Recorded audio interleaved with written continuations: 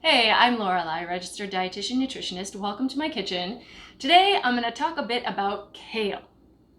Kale has gotten kind of trendy, and you may look at this leafy green bunch and say, why? Well, the main reason is just because it's healthy, right? So kale is a cruciferous vegetable, so it's got antioxidants in it that have cancer-fighting properties.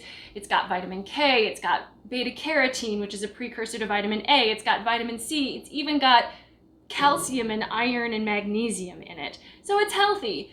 But if you don't want to eat it, if it's inedible, what's the point?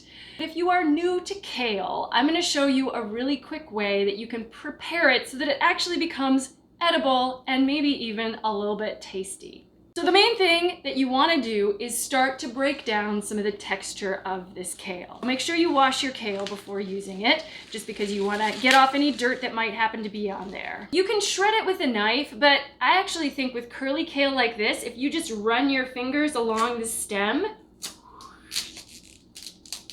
that was not as quick as it could have been. We're not going to use the ribs today. There certainly are things you can use them for, but we're just going to focus on the leaves. So we're just going to pull these off. And then from there, you kind of just want to tear up the leaves. Just tear it up into small bite-sized pieces. Kale is tough. It's not like a lettuce that you can just easily bite into. So if you're going to make a kale salad, you got to do something about it. You could cook kale, and a lot of people do cook it. They'll put it in soups, or you can saute it, and that will make it a lot softer. It will wilt down.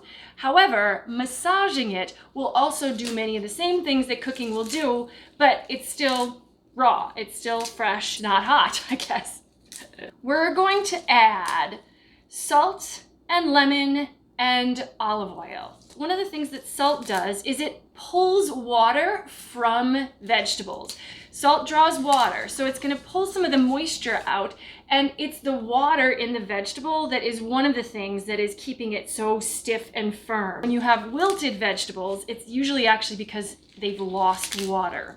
The lemon, and sometimes I'll use vinegar, but the lemon works as an acid, and it can actually do almost like a little bit of the breakdown that happens when you cook something as well. Lemon also adds flavor. Lemon can help to make iron more absorbable, plant-based iron more absorbable in the body. If you're eating a green that contains iron and you're hoping to make use of that iron, you want to consume it with some vitamin C. Now there is actually vitamin C in the kale too, but adding a little bit of extra lemon is not going to hurt at all. Olive oil really is just going to add flavor and texture, and it's seasoning the kale. But we're going to add all three right now, and then we're going to just massage it. And as we massage it, we're actually going to start to break down some of the cell walls and get it to be just a little bit softer and more enjoyable to eat, let's just say. You got to work this kale for a little while.